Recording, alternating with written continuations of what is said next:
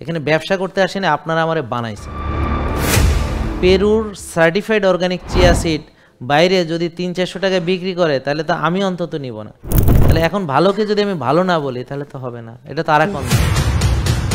মানে বিভিন্ন অসুবিধায় পড়ে যাচ্ছিলাম, মানে প্রেশার বেড়ে যাচ্ছে, অস্থিরতা বেড়ে যাচ্ছে, ঘুম ঠিকমতো হচ্ছে না, ওষুধ বেশি খেতে হচ্ছে। প্রথম যখন স্যারকে দেখেছি তখন মনে করতাম স্যার কি বলে, এগুলো তো সব মানে কেমন জানি মনে হচ্ছে। আমরা শুনেছি পাগলও নাকি নিজের ভালো বোঝে, ও এত বড় পাগল যে নিজের ভালো বোঝে না।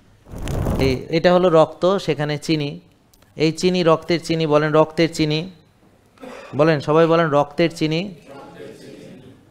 আসে কিভাবে? আমরা চিনি খাই, ভাত খাই, রুটি খাই, ফল খাই, দুধ খাই, মুড়ি সিরা খই খাই, চিনি খাই, ইত্যাদি যা খাই সব আলটিমেটলি চিনি হিসেবে রক্তে আসে। স্বাভাবিক একটা সুস্থ মানুষ এই রক্তের চিনিটা ইনসুলিন এসে কোষে ঢুকাবে। ইনসুলিন রক্তের চিনিকে কোথায় ঢুকাবে? কোষে। স্বাভাবিক একটা সুস্থ মানুষ এই কোষের ভিতরে এই চিনিকে ব্যবহার করে সে শক্তি তৈরি করবে, এটিপি, এটা দিয়ে সে চলবে, এটি হচ্ছে স্বাভাবিক। এখন আপনি যা খেয়েছেন সেটা যদি ব্যবহার না করেন, বার্ন না করেন, তার মানে বলেন আমরা খাই, ব্যায়াম করি না, কায়িক শ্রম করি না, বেশি খাই, বারবার খাই, তো সেই অতিরিক্ত খাবারগুলো আলটিমেটলি চর্বি হিসেবে আবার জমা হবে।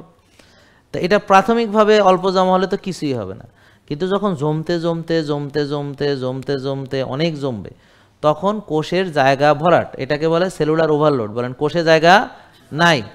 এখন যেহেতু জায়গা নাই, এখন চিনিটা কোষে ঢুকতে বাধা পাচ্ছে, তাই জন্য কোষ ইনসুলিনকে বাধা দেয়, এটার নাম ইনসুলিন রেজিস্ট্যান্স। এটা ডায়াবেটিস হওয়ারও 10-12 বছর আগে ইনসুলিন রেজিস্ট্যান্স হওয়া শুরু হয়। তো এখন আমাদের মূল কারণ ডায়াবেটিসের হলো কোষে জায়গা নেই, কোষে ওভারলোড হয়েছে। তা এই মূল কারণ দূর কোনো ওষুধ দিয়ে করা যাবে না, এটা দূর করতে হবে রোজার মাধ্যমে, ব্যায়ামের মাধ্যমে, ভালো ঘুমের মাধ্যমে, ফ্যাট বার্ন করার মাধ্যমে, সুন্দর ডিসিপ্লিন মানার মাধ্যমে। যেই ডিসিপ্লিন পবিত্র কোরআনে আছে, হাদিসে আছে, সেই ডিসিপ্লিন। তা হার্টের যত্নের জন্য কি লাগবে, ডায়াবেটিসের যত্নের জন্য কি লাগবে? কোষ থাকতে হবে পরিচ্ছন্ন। তাহলে কোষে জঞ্জাল জমার কি কারণ? এক হচ্ছে নষ্ট খাবার খাওয়া, যেই খাবার আল্লাহর দেওয়া নয়, মানুষের বিকৃত করা খাবার, প্রসেসড, আল্ট্রা প্রসেসড খাবার ইত্যাদি। বেশি খাওয়া, সেটাকে জমানো, ব্যবহার না করা, এবং একটা খাবার হজম হয়ে শেষ হওয়ার আগে আর একটা খাবার তার উপরে খাওয়া। তো যেমন ধরেন আপনি সকালে খেলেন, সুগার বাড়লো, একটু পর আবার খেলেন, সুগার বাড়লো, আবার খেলেন, মানে ওই খাবারটা এখনও হজমও হয়নি ভালো করে, সেটা অ্যাবজর্পশনও ভালো করে হয়নি, সেটার ডিস্ট্রিবিউশন হয়নি, সেটার ইউটিলাইজেশন হয়নি, টার্গেট অর্গানে সেটার যে কাজ সেটা হয়নি, তার আগে আর একটা খাইছেন। এরপর ওই খাবারটাও প্রপারলি হজম হওয়া, সেটাকে ডিস্ট্রিবিউটেড হওয়া, সেটাকে অ্যাবজর্পশন হওয়া, সবখানে পৌঁছানো এবং সেটার ইউটিলাইজেশন সম্পন্ন হওয়ার আগে আপনি আবার খাইলেন। তো এই জন্যে দেখেন যারা রোগ পোষে তারা আপনাকে এরকম, এই যে বার্ডেম থেকে আপনাকে এরকম একটা বই দিবে যেখানে তারা 6 বেলা খেতে বলবে। তো সকালে আপনি 7টা-8টা বাজে একবার খেতে হবে রুটি, ডিম, কুসুম ছাড়া। কেন কুসুম ছাড়া এটার ব্যাখ্যা তারা দিতে পারেনি। ডাল, তারপর হচ্ছে, আর তারা ধারণা হচ্ছে এটা তো নিশ্চয়ই ডায়াবেটিস রোগীর জন্য, তাই না? তো সকালে উঠে চিনি খাচ্ছে ডায়াবেটিস রোগী, মানে রুটি খাচ্ছে, ডাল খাচ্ছে, এটা কি চিনি না? তারপরে 11টা বাজে মুড়ি বিস্কিট খেয়ে আরও চিনি খাচ্ছে, তারপরে বা ফল খাচ্ছে, চিনি খাচ্ছে। দুপুর 2টা-2:30টা বাজে আবার ভাত খাচ্ছে, মানে চিনি খাচ্ছে, আবার ডাল খাচ্ছে, মানে চিনি খাচ্ছে। বিকেল 5টা-6টায় আবার মুড়ি বিস্কিট খই বা ফল, সেখানে আবার চিনি খাচ্ছে। রাতে মানে রুটি খাচ্ছে বা ভাত, ডাল, তার মানে ওখানে আবার চিনি খাচ্ছে 8টা-9টা। এবং ঘুমানোর আগে, অর্থাৎ শোবার আগে, মানে রাতে খাওয়ার 2 ঘন্টা পর, মানে 11টা বাজে সে দুধ খাচ্ছে। হ্যাঁ, তো এখন দুধ খাচ্ছে, এই যে দেখেন তারা 6 বেলা খেতে দিচ্ছে, তার মানে একটা খাবার শেষ হওয়ার আগে আরেকটা। এভাবে খেলে আপনার ডায়াবেটিস কখনো ভালো হবে না। যেমন এই যে ওনার 16 বছরে, মা কই গেল, 16 বছরে ভালো হয়নি, উনি পরীক্ষা করে দেখেছেন, ওই যে পিছনে 16 বছরে ভালো হয়নি। 16 বছর না, 1600 বছরেও ভালো হবে না, তবে তার আগে মানুষ মরে যাবে, এতদিন বাঁচবে না। তো এখন কোনো দিন ভালো হবে না। কেন ভালো হবে না? কারণ দেখেন ডায়াবেটিসের মূল কারণ কোষে জায়গা নেই। এখানে বারবার কোষে খাদ্য ঢুকানো হচ্ছে জোর করে করে, ওষুধ দিয়ে বা ইনসুলিন দিয়ে রক্তের চিনিকে কোষে ঢুকানো হচ্ছে, আর কোষের 12টা বাজতেছে। তো বেশ কিছুদিন চিকিৎসা করার পরে চোখ নষ্ট হবে, আরও কিছুদিন চিকিৎসা করার পরে তার লিভার আস্তে আস্তে সিরোসিস হবে, এইভাবে চিকিৎসা করতে করতে হার্ট ব্লক হবে, তারপরে ব্রেন স্ট্রোক করবে, তারপরে কিডনি যাবে, পেট যাবে, ব্রেন নিজেই যাবে, ব্রেনের ভিতরে ভুলে যাবে, মনে থাকবে না, শক্তি থাকবে না, এনার্জি থাকবে না, সব ভুলে যাবে, খালি বলতে থাকবে, কিছু মনে থাকবে না, আর নিজের ভালো বুঝবে না। নিজের মানে মনে হচ্ছে একজন বোধ বুদ্ধিশূন্য মানুষ, মানে বোধ বুদ্ধিহীন মানুষ, যে তার জন্য ভালো সে বোঝে না। আমরা শুনেছি পাগলও নাকি নিজের ভালো বোঝে, ও এত বড় পাগল যে নিজের ভালো বোঝে না। আসসালামু আলাইকুম রহমতুল্লাহ। আমি মোহাম্মদ মহসিন, সহকারী অধ্যাপক, মিলিটারি কলেজিয়েট স্কুল, খুলনা থেকে এসেছি। আমি আসলে এখানে কথা বলার সময় কম পাওয়া যায়, কোন দিক দিয়ে কথা শুরু করব সেটা বুঝে উঠতে পারছি না। তারপরে আমি কয়েকটা মৌলিক কথা বলবো। আমি স্যারকে চিনি ইউটিউবের ফেসবুকের মাধ্যমে। প্রথম যখন স্যারকে দেখেছি তখন মনে করতাম স্যার কি বলে, এগুলো তো সব মানে কেমন জানি মনে হচ্ছে। পরে যখন করোনার সময় আমাদের স্কুল কলেজ বন্ধ হয়ে গেল, তখন আমি আস্তে আস্তে আরও মানে ক্লাস বন্ধ হয়ে গেছে, কাজ বন্ধ হয়ে গেছে, সংক্ষেপে খাওয়া দাওয়া বেড়ে গেছে, মোটা হয়ে যাচ্ছিলাম। তখন একটু মানে বিভিন্ন অসুবিধায় পড়ে যাচ্ছিলাম, মানে প্রেশার বেড়ে যাচ্ছে, অস্থিরতা বেড়ে যাচ্ছে, ঘুম ঠিকমতো হচ্ছে না, ওষুধ বেশি খেতে হচ্ছে। পরে স্যারের ভিডিও যখন দেখলাম তখন ওই সময় স্যার ভিডিও করতেন ফিরে আসার গল্প, সপ্তাহে 1 দিন বা 2 দিন স্যার করতেন। আমি ওই সময় কাগজ কলম নিয়ে, নোটবুক নিয়ে বসতাম, নোট করতাম আর বুঝতাম। এই যে বোঝা শুরু করেছি তখন থেকে আমার কাছে প্রত্যেকটা কথা মনে হয়েছে সায়েন্টিফিক, লজিক্যাল এবং ইসলাম বেসড। এরপর থেকে আমি স্যারের মানে অসংখ্য ভিডিও দেখেছি এবং মোটামুটি সব কিছু যে মৌলিক জিনিসগুলো এগুলো আমি আমার আয়ত্তে নিয়ে এসেছি। ওই সময় আমার ওজন ছিল 84 কেজি। এরপরে আমি 3-4 মাসের মধ্যে আমার ওয়েট হয়ে যায় 64 কেজি, অর্থাৎ 20 কেজির মতো ওয়েট আমি কমাতে সক্ষম হই এবং আমি সব ধরনের অসুস্থতা থেকে মানে মুক্তি পাই। আলহামদুলিল্লাহ, আলহামদুলিল্লাহ। আপনারা বিশ্বাস করবেন কিনা জানি না, আমি গত 4 বছরে আলহামদুলিল্লাহ একটা ওষুধ খেতে হয় নাই। মাশাআল্লাহ, এটাই তো আমার এর চাইতে বড় শান্তি, গত 3-4 বছর যে রমজানের সিয়াম পালন করতেছি, এত মজা লাগছে যেটা আগে কখনো লাগেনি। এটা সত্যি। আগে আমার বয়স কম ছিল, এখন তো আরো 4 বছর 5 বছর বেড়েছে, এখন তো তুলনামূলক আরো বেশি মানে উইক হওয়ার কথা, বাট এখন আমার কাছে আরো অনেক বেশি স্ট্রং মনে হয়, এনার্জেটিক মনে হয়। আমি যে এই রমজান মাসে একদিনও ভাত খাইনি। আগে ভাত একবেলা খেয়েছি, কখনো মনে করেছি যে এখন আমার 2 বেলা খাওয়া দরকার। অর্থাৎ আমি আমার নিজেকে চিনতে পেরেছি। স্যার যেটা জ্ঞান দিয়েছেন সেটা হলো তুমি তোমার নিজেকে চেনো, কিভাবে তুমি সুস্থ থাকবে সেই বিষয়টা আগে জানো। অর্থাৎ আমরা যদি আমাদের জ্ঞান অর্জনটা আগে করি যে কিভাবে সুস্থ থাকতে হয়, এই ক্ষেত্রে আমি আমার একটু একাডেমিক ব্যাকগ্রাউন্ডের কথা বলে আমি 2-1টা কথা বলবো। আমি 2 দিকে লেখাপড়া করেছি, মাদ্রাসায় লেখাপড়া করেছি, কামিল কমপ্লিট করেছি, আবার ইংরেজিতে অনার্স করেছি। তা সেই ক্ষেত্রে আমি আমাদের যারা ভাইয়েরা আছেন, আলেম সমাজ আছেন, তাদের বড় একটা উইকনেস আছে, যারা সায়েন্স যে বিষয়টা স্যার বললেন যে কোরআনের দৃষ্টিতে যে কিভাবে সুস্থ থাকতে হয়, ইসলামের দৃষ্টিতে যে কিভাবে সুস্থ থাকতে হয়, এ ব্যাপারে আমাদের একেবারেই জ্ঞান নেই। আমি গত পরশুদিন একজনের সাথে ইফতার করছিলাম, 2 জন হাফেজ ছিলেন। তারা বলতেছিল যে কি সুন্দর এই ইফতারিগুলো, মজা লাগে। সেখানে ছিল পেঁয়াজু, বেগুনি। আমি বললাম দেখেন ভাই, এগুলো মুখে হয়তো মজা লাগতে পারে কিন্তু এটা শরীরের জন্য ক্ষতিকর। কেন আমাদের কিছু হয় না? এই যে আমাদের কিছু হয় না, অর্থাৎ আমার ইনস্ট্যান্ট এখনই কিছু হচ্ছে না মানেই হচ্ছে বলে সে ধরে নিয়েছে আমার কিছু হয় না। সে কিন্তু 10 বছর, 5 বছর, 15 বছর পরে যে সে অসুস্থতার ওই হাফেজগণ আমাদের কাছে এখন আসেন রোগী হয়ে, তাহলে এখন যারা 20-30 বছর সিনিয়র আছে। এই যে জ্ঞানের যে আমাদের যে ঘাটতি, ইবলিস আমাদেরকে যে মানে সত্য পথ থেকে সুকৌশলে সরিয়ে দিয়েছেন, এটা আমরা ধরতে পারলাম না, এটা আমাদের ব্যর্থতা। আরেকটা কথা আমি বলবো, স্যারের আলোচনার মধ্যে থাকে, সেই ক্ষেত্রে এই কথাটা কে কোনভাবে নেবে আমি জানি না, তবে আমি স্যারের আলোচনা এবং কোরআন হাদিস পড়ে যেটা বুঝতে পেরেছি, প্রথম কথা হচ্ছে সুস্থতা এটা আমাদের নিজেদের হাতে। আর আরেকটা কথা বলেন যে ভাই কয়দিন আর বাঁচবো, যে কয়দিন বাঁচি খেয়ে বাঁচি, এটা সম্পূর্ণ একটা ভুল ধারণা। আমাদের যে মৃত্যুটা এটা আল্লাহ তাআলা পূর্বে থেকে লিখে রাখেননি। এটা কিন্তু একটা কনফ্লিক্ট হতে পারে, বাট আমি কোরআনের আয়াতগুলো এক জায়গায় করেছি। আল্লাহ তাআলা এক জায়গায় বলেছেন যে কুল্লু নাফসিন যায়িকাতুল মউত, আরেক জায়গায় বলেছেন যে যখনই মানে কোনো জাতির মৃত্যু আসবে 1 সেকেন্ড দেরিও হবে না, 1 সেকেন্ড পরেও হবে না। এই দুইটাকে সমন্বয় করে যদি আমরা চিন্তা করি যে আল্লাহ তাআলা আমাদের মৃত্যুর ফ্যাক্টরগুলো যখন আমাদের উপর অ্যাপ্লিকেবল হবে তখনই আমি মারা যাব, 1 সেকেন্ড আগেও মারা যাব না, 1 সেকেন্ড পরে মারা যাব না। কিন্তু মৃত্যুর ফ্যাক্টরগুলোকে যদি আমি রিভার্স করতে পারি, যেমন হার্ট অ্যাটাক, এই হার্ট অ্যাটাকের যে জিনিসটা এটা আমি বুঝেছি স্যারের ভিডিও দেখে, প্রেশার এটা বুঝেছি স্যারের ভিডিও দেখে। তো হার্ট অ্যাটাক করে কিভাবে মানুষ, দেখা যাচ্ছে তার হার্টে ব্লক পড়তে পড়তে যখন 100% পড়ে যাচ্ছে একটা বয়সে তখনই সে মারা যাচ্ছে।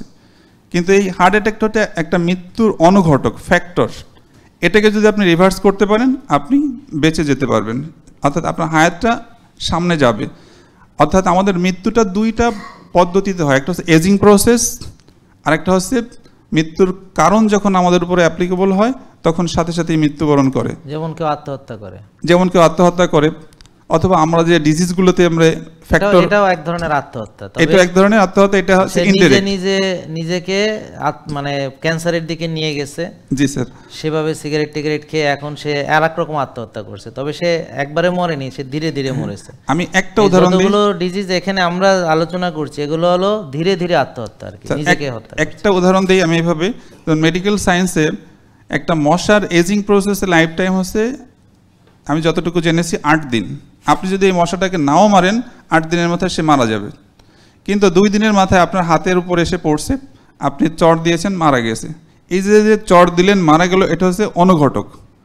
তো আমাদের লাইফটাও একটা এজিং প্রসেস যদি আমরা যেতে পারি তাহলে আমরা 400, 500, 600, 700 বছর পর্যন্ত বাঁচতে পারতাম, কিন্তু তার আগেই আমাদের মৃত্যুর অনুঘটকটা চলে আসে। কিন্তু কখন কিভাবে কোন দিক দিয়ে আসবে আমরা জানি না, এই কারণে আমাদের সবসময় মৃত্যুর জন্য প্রস্তুত থাকতে হয়। কিন্তু আমাদের যে কারণে আমরা মারা যাচ্ছি আমাদের সমাজে, সেটা অধিকাংশ হচ্ছে আমাদের নিজেদের তৈরি। Heart attack, pressure, brain stroke, cancer বা অন্যান্য যে জিনিসগুলো।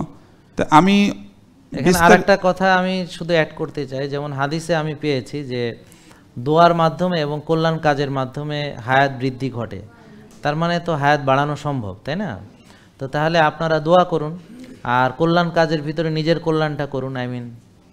সুস্থ খাওয়া, কল্যাণ, নিজের কল্যাণ, যেটা আপনার জন্য ক্ষতিকর সেটা বাদ দিয়ে দিন, এটা কল্যাণ। হ্যাঁ, ব্যায়াম কল্যাণ, ঘুম কল্যাণ, তো তাহলে করেন, তাহলে তো আমরা ইনশাল্লাহ। সর্বশেষ আমি যে কথাটা বলবো যে আমি স্যারের কাছ থেকে স্যারের ভিডিও দেখে, আসলে স্যার আমার কোনো পরিচিত কেউ না, আমার বাড়ি, আমি থাকি খুলনা, বাড়ি ফরিদপুর, স্যার আমাকেও চেনেন না, আমি স্যারকে চিনি দেখে দেখে। এবং আমি স্যারকে আমি শুধু চিনি না, বাংলাদেশেও সারা পৃথিবীর অনেক মানুষ চেনে স্যারকে দেখে দেখে। এবং আমি স্যারের এখান থেকে কিছু প্রোডাক্ট মানে আমার সামর্থ্য মতো নেই, কিন্তু আমি অনেক প্রোডাক্ট বাইরে থেকে নেই যেটা আমার নিজস্ব এলাকায় হয়। স্যারকে যে আমি যে অনেক এখান থেকে যে অনেক কিছু আমি টাকা পয়সা দিয়ে করি, বিষয়টা কিন্তু এরকম না, আমি জ্ঞানটা অর্জন করেছি। তা আমি সবাইকে বলবো আগে জ্ঞানটা অর্জন করেন, সঠিক জ্ঞানটা অর্জন করেন, শুধু জ্ঞান না সঠিক জ্ঞানটা অর্জন করেন। এই জন্য একটা ছোট্ট কথা আছে যে সঠিক জ্ঞান ও জীবনযাপন সুখময় উভয় জীবন। আমরা যদি সঠিক জ্ঞান অর্জন করতে পারি তাহলে আমাদের both life will be happy, এই দুনিয়ার লাইফ এবং আখিরাতের লাইফ। ধন্যবাদ স্যার। অনেক সুন্দর ভাই, অনেক সুন্দর গুছিয়ে বলেছেন। তো আমাদেরও আসলে র্যাপ আপ করার সময় হয়েছে, খুব মনোযোগ দিয়ে শোনেন। এই যে আমরা হোমায়ার করাচ্ছি, তো হোমায়ার কত থাকলে ভালো আমরা জানি 1, তাহলে হোমায়ার বাড়ে কেন এটা জানেন? বাড়লে যে খারাপ এটা তো জানেন, যে 2, 3, 4, 5, 6 বেশি থাকলে খারাপ। তো যত বেশি তত খারাপ। তাহলে কেন বাড়ে বলেন? খাওয়া, ঘুম, ব্যায়াম, মানসিক প্রশান্তি, এইগুলোর নীতি ঠিক না থাকার কারণে। অর্থাৎ অতিরিক্ত খাদ্য গ্রহণ, প্রসেসড ফুড খাওয়া, আল্ট্রা প্রসেসড ফুড খাওয়া, বেশি খাওয়া, বারবার খাওয়া, সেটাকে ব্যবহার না করা, টেনশন করা, রাত জাগা বা কোনো বদভ্যাস থাকা অন্য কোনো যে কোনো ধরনের যেটা শরীরের জন্য ক্ষতিকর। আর হচ্ছে নিজেকে সময় দেয় না, নিজের যত্ন নেই না। নিজের যত্নের ব্যাপারে অনেক কিছু আছে, যেমন একটা গাছের গোড়ায় আপনি বিষ ঢালেন, তো গাছের যত্ন নেওয়া হয় না, এই গাছকে আপনি মারতে চান। তো তাইলে আমরা এমন কোনো অভ্যাস আমাদের যদি থাকে যেটা আমরা নিজেকে নিজে ধ্বংস করছি, তাহলে যেমন কেউ তামাক জর্দা খায় চিবিয়ে চিবিয়ে, একজন সিগারেট খাচ্ছে ধোয়া আর একজন খাচ্ছে চিবিয়ে তামাক, দুটোই শরীরের জন্য ক্ষতি। তো আপনারা যাদের এই স্বভাব আছে, তো দয়া করে হাত জোড় করছি, নিজের ক্ষতি করবেন না, নিজের ক্ষতি করবেন। তো এখন আপনারা খেয়াল করে দেখেন যে বাংলাদেশে ব্যবসার কিন্তু অভাব নেই, তাহলে অন্যকে এই প্রোডাক্টটা কেন আনতে পারতেছেন? আপনি বুঝতে পারতেছেন না কেন? কারণ এটা আনলে যে প্রাইসে ওদেরকে সেল করতে হবে, এইটা ওদেরকে আপনি ডাকাত বলবেন, এছাড়া আর কিছু না, বলবেন ও ডাকাতি করতে আসছে। আমার কথা বুঝতে পারছেন? জাস্ট ইউ লিটারালি বলবেন ও ডাকাত। কিন্তু ঠিক আপনার যারা আমেরিকান ফ্রেন্ড আছে, ইউএসএ, কানাডাতে, অস্ট্রেলিয়াতে আছে, ওদেরকে জিজ্ঞেস করেন, আগে বলেন যে সেন্টিফিক্যাল এক্সট্রাকশন তেলটা পাবো কিনা দেখো, পেলে না তারপর আপনি এটার সাথে এটা কম্পেয়ার করবেন। আপনি আগারতলার সাথে তো চকির তলার কম্পেয়ার করলে হবে না, যে কোনো নারকেলের তেলের সাথে এটা কম্পেয়ার করলে হবে। তা ঠিক এই প্রোডাক্টগুলো ভাই আমি খাই, আমার ফ্যামিলি খায়, এবং আমার যারা রুগীরা ভালো হয়েছে তারা এটা খেয়ে ভালো হয়েছে, তাই না বোন? সবাই এটা খেয়ে ভালো হয়েছে, আলহামদুলিল্লাহ। তাহলে এখন ভালোকে যদি আমি ভালো না বলি তাহলে তো হবে না, এটা তো আর এক অন্যায়। হ্যাঁ, তা আমি তো আসলে আমাদের ছোটোবেলায় শেখানো হয়েছে নিজের জিনিসের প্রশংসা করা, নিজের প্রশংসা এগুলো না করতে, ঠিক আছে, কিন্তু উপযুক্ত জায়গায় যদি আমি নিজেকে তুলে ধরতে না পারি সেটা আর একটা বড় অপরাধ। এটা ইউসুফ আলাইহিস সালামের ওই ঘটনার পর থেকে আমি এটা শিখেছি।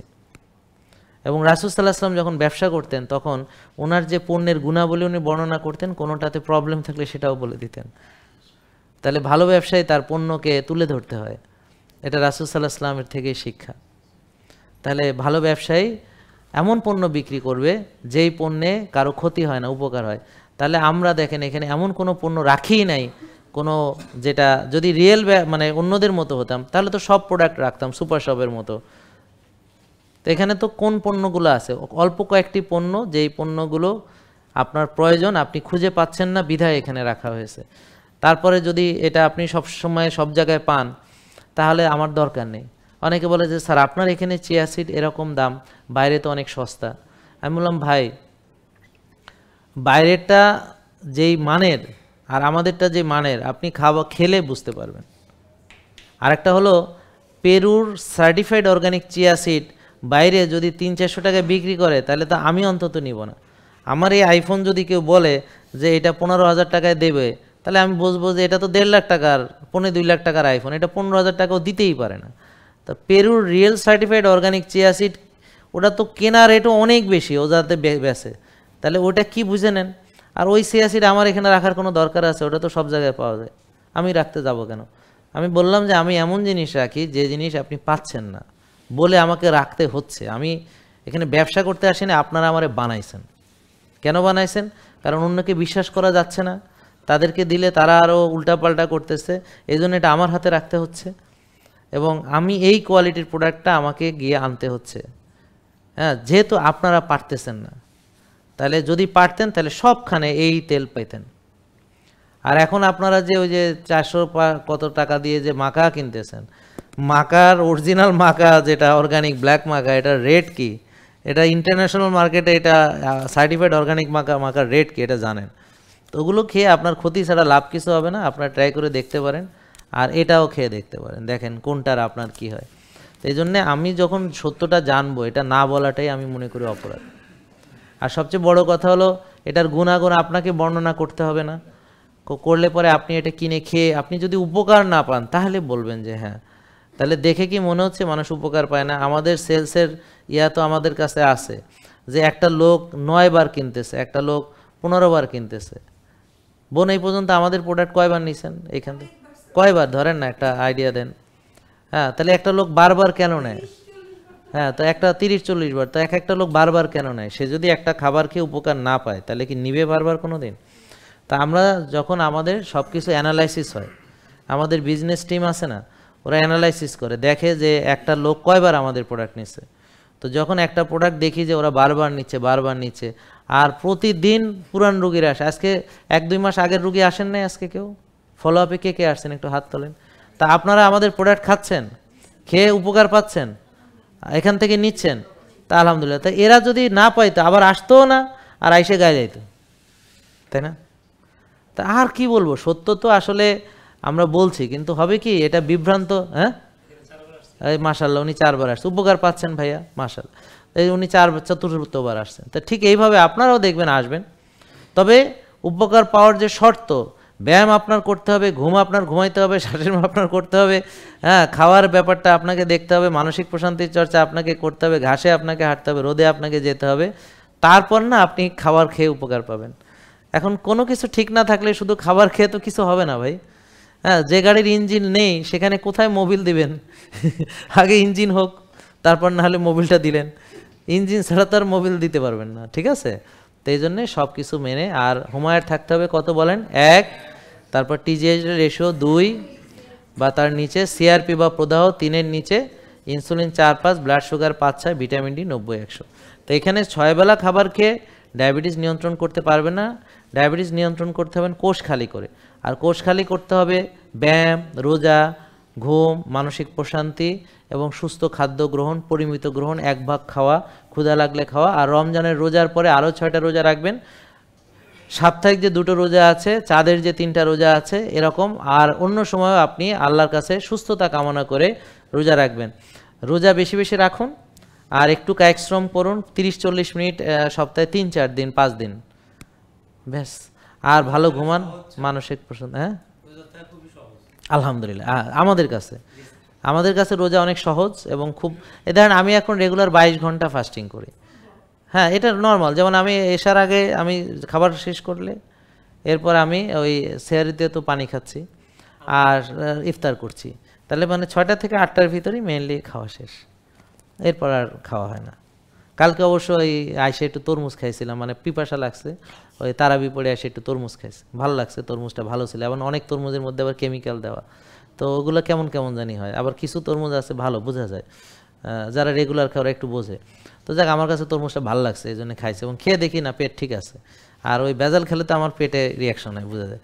তো ওইটা আর কি। তো এখন আর একটু ডাবের পানি খাইছিলাম। তো এই যে আজকে সাহারিতে একটু ডাবের পানি খাইছি, এটা আমার বডি, এই যে ভাই বললো না, বডি বুঝতে হবে ওর বডিতে কি চাইতেছে। বডিকে যখন আপনি বুঝবেন, তখন কি খাবার আপনার খেতে হবে আপনাকে ভিতর থেকেই বলে দিবে। কোনোদিন দেখবেন আপনার সবজি খেতে ভালো লাগতেছে, কোনোদিন দেখবেন ভালো লাগে না, কোনো দেখবেন মাংস খেতে ভালো লাগতেছে, কোনো না মাংস খেতে ইচ্ছা। আপনার বডি আপনাকে গাইড করবে যদি আপনি তার লিসনটা বুঝেন, ল্যাঙ্গুয়েজটা বুঝেন। এই জন্যে নলেজ লাগবে। হ্যাঁ, এটা আপনাকে ও ভিতর থেকে গাইড করবে, ও বুঝবে যে শরীরের দরকার কি, এটা জানে। এই যে আমাদের পিপাসা লাগে কেন, ও বুঝে যে পানি দরকার, বুঝতে পারছেন? মাঝে মাঝে লবণ খেতে মন চায়, কারণ কি, ওর বডি বুঝে যে ওর লবণ দরকার, লবণের ঘাটতি হচ্ছে। হ্যাঁ, তা এগুলো আমার বডির ভিতরে সেন্স কাজ করে, ঠিক আছে? তো এরা কিছু ফুড ইন্ডাস্ট্রি করছে কি, বডির এইটাকে হ্যাক করে তারা ফুড এডিকশন বানাইছে, যে আপনার ক্ষুধা নেই কিন্তু আপনাকে আর্টিফিশিয়াল ক্ষুধা ক্রিয়েট করছে, ইনসুলিন বাড়ায়ে, ফেক ফুড দিয়ে, এবং সুগার বেশি খাওয়ার জন্য আপনাকে সুগার অ্যাডিকশন নিয়ে আসতেছে। ওই অ্যাডিকশনে যাওয়া যাবে না ভাই কোনো ধরনের। আমি একটা ছোট্ট ঘটনা বলে শেষ করছি। আমার একবার বুলেট কফির অ্যাডিকশন হলো। কি, এই বুলেট কফি খালি খাইতে ইচ্ছা করে, বুলেট কফি খালি খাইতে ইচ্ছা করে, বুঝছেন? তা আমি কি করছি, 1 মাস আর খাইনি, তো তারপর ঠিক হয়ে গেছে। তো আমি এই জন্যে, আপনাদেরও ধরেন কেউ বাদাম অ্যাডিকশন হয়, এক লোক আছে এতগুলা বাদাম খাইছে, খেয়ে আবার তো অ্যালার্জি ম্যালার্জি আরও সমস্যা হয়েছে। আর এক লোক আসছে, ও শুনছে কোথায় মধুর উপকারিতা, সে একেবারে মধু চুমুক দিয়ে খেয়ে খেয়ে এখন SGPT 365 বানায় নিয়ে তারপরে আসছে। তা এই জন্য কোনো কিছুতে পরিমিতিবোধ যে ব্যাপারটা ভুলে গেলে চলবে না। আপনি মনে রাখুন, ওই 1 ভাগের ঘটনা কখনো ভুলে যাওয়া যাবে না। খাবার খেতে হবে, পানি খেতে হবে, এই ঘটনা কোনোদিন ভুলে গেলে আর 1 ভাগ খালি থাকবে, এইটা ভুলে যাওয়া চলবে না। তাহলে আল্লাহর রহমতে, যা না হলে আপনি সুস্থ খাবার খেয়েও রুগী হতে পারেন, বেশি খেয়ে, সেটাকে ব্যবহার না করে। হ্যাঁ, তো এই জন্যে সুস্থ খাবার খেয়েও রুগী হওয়া সম্ভব। কীরকম, ওই যে খাইছে ব্যবহার করেনি, বেশি খাইছে, তাহলে ওভারলোড হয়েছে। তো খাবার সুস্থ যেমন লাগবে সেমন পরিমাণ, আগে হলো 1 ভাগ, মনে থাকবে সবার আগে কি 1 ভাগ। আর হচ্ছে কি, বাড়াবাড়িও না, ছাড়াছাড়িও না, মাঝামাঝি, মধ্যম পন্থা। এই কয়েকটা কথা খেয়াল রাখবেন ইনশাল্লাহ। আর বাকিটা, এই যে ভিটামিন ডি কেমনে বাড়াইতে, কি দেখি কার কি প্রবলেম আছে, এটা আমরা সবাইকে আলাদা আলাদাভাবে তাদের সমস্যা অনুযায়ী তাদেরকে যে গাইড বই এবং এই যে প্ল্যানার দিয়ে তাদেরকে আমরা এটা বুঝাই দেওয়া হবে। ডাক্তার এটা বুঝাই দিবে, পুষ্টিবিদ এটা বুঝাই দিবে, জিমের ট্রেনার, আর আপনি মানবেন। আর এই যে সব কিছু পাচ্ছেন বিনামূল্যে। আর আমাদের জন্য দোয়া করবেন যেন আমরা আরও সার্ভিস ভালো করতে পারি, বাড়াইতে পারি। আসসালামু আলাইকুম রহমতুল্লাহি ওয়া বারাকাতুহু। বাবা আর সময় নেই আজকে।